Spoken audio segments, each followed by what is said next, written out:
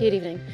There are calls tonight for the Scottish Government's top civil servant, the Permanent Secretary Leslie Evans, to resign. Both Labour and the Conservatives say she should go after she was heavily criticised by the Holyrood inquiry into the mishandling of harassment complaints against Alex Salmond. In a separate development, Mr Salmond has announced plans for another court action against the Scottish Government directly linked to the role of Miss Evans. Here's our political editor, Glenn Campbell. 12 months ago, our hospitals were preparing for a wave of patients. Staff worked to save as many lives as they could from a disease they knew little about. Around 1,700 people have been admitted to intensive care over the past year. A third didn't survive. On this day last year, Paul Henderson from the Borders knew his symptoms were worsening rapidly. By the end of the day, he was in a coma, fighting for his life. He's been speaking to our health correspondent Lisa Summers about his reflections 1 year on. The government overstepped the mark when it told churches they had to close for public worship. That's the verdict of a judge at the Court of Session. Lord Braid said the COVID regulations went further than the law allowed. Now this judgment's already taken effect. It could mean some ministers decide to hold services before Friday when they were allowed to take place anyway. Well, Aileen Clark's been following the story for us. She's with us now.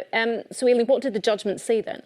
Well, Lord Braid heard oil and gas in the North Sea won't last forever, but the UK government says it wants what's left to be found and used. That means more drilling, despite the wider transition away from fossil fuels. The industry says it'll spur investment and help protect jobs.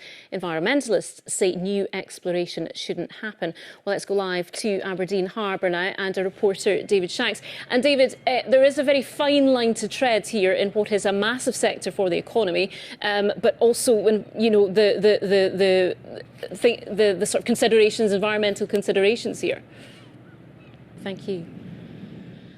And same with climate change, and 100 people from across the country have been considering how all of us can work to tackle it through the choices we make every day. The group's been set up to advise the Scottish Government on the decisions it'll take in the years to come. Their report says everyone can do their bit to use of energy and suggests we may need to consume less. So does this mean policy should change, or do more people just need to be encouraged to go green? Here's our news correspondent Jamie McIver.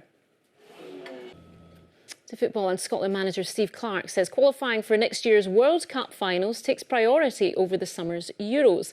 The Qatar 2022 qualifying campaign starts tomorrow at Hampden when the Scots will face Austria. David Curry reports. Now, from the Highland League to Hampden, perhaps. Well, let's not get ahead of ourselves just yet. But Aurora Rangers got a wee bit closer in the second round of the Scottish Cup last night and took out last year's finalists' Hearts in the process. Ian McInnes has spent the day in Brora. forecast. Oh, it feels like winter again. Thanks, Gillian. And that is Reporting Scotland. We will have a late bulletin for you just after the 10 o'clock news. And remember, the 9 is on the BBC Scotland channel at 9 o'clock. Until then, from all of us here, do have a very good evening. Good night.